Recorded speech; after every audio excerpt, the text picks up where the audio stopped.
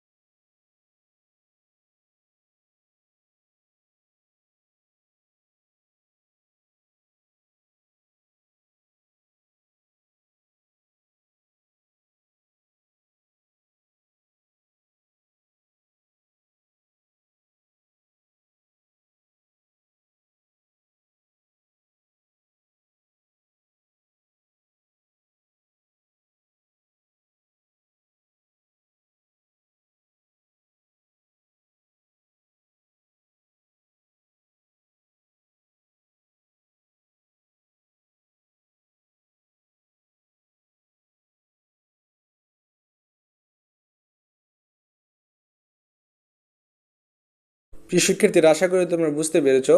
এখন আমরা চলে যাব সংক্ষিপ্ত প্রশ্নে। প্রিয় শিক্ষার্থী বন্ধুরা, তোমাদের সংক্ষিপ্ত প্রশ্নে মার্ক থাকবে 20 মার্ক, যেখানে 15টি প্রশ্ন থাকবে, তোমাদের 10টি প্রশ্ন উত্তর দিতে হবে। প্রত্যেকটি প্রশ্নের মান হচ্ছে 2 করে।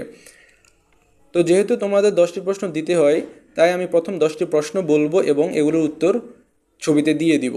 তো 1 নম্বর প্রশ্নটি হচ্ছে, প্রসারণ বিক্রিয়া কি তা ব্যাখ্যা করো। এটির উত্তর নিচে দেওয়া হলো।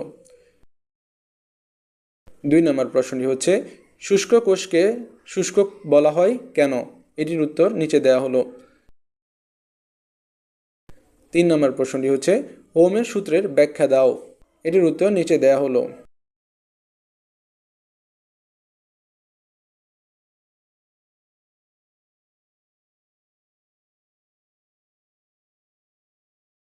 4 নম্বর প্রশ্ন, বর্তনীতে ফিউজ ব্যবহার করা হয় কেন। এটির উত্তর নিচে দেওয়া হলো।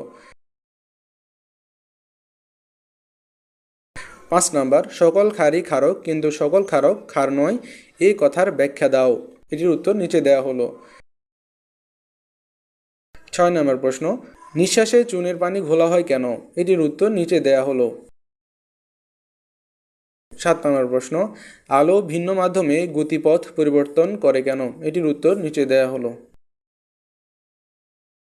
8 নম্বর প্রশ্নটি হচ্ছে, ম্যাগনিফাইং গ্লাস বা বিবর্ধক কাচ বলতে কি বোঝো?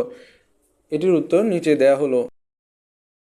9 নম্বর প্রশ্নটি হচ্ছে, কৃত্রিম উপগ্রহ পৃথিবীর চারদিকে কেন ঘুরে? এটির উত্তর নিচে দেয়া হলো। 10 নম্বর প্রশ্নটি হলো, চাঁদ ও সূর্য সমান দেখায় কেন? এটির উত্তর নিচে দেয়া হলো। প্রিয় শিক্ষার্থী বন্ধুরা, আশা করি আজকের এই ক্লাস তোমাদের ভালো লেগেছে। তো আগামী ভিডিওর আমাদের জানি আজকের মতো এখানে বিদায় নিচ্ছি। সবাই ভালো থাকো, সুস্থ থাকো। আল্লাহ হাফেজ, আসসালামু আলাইকুম।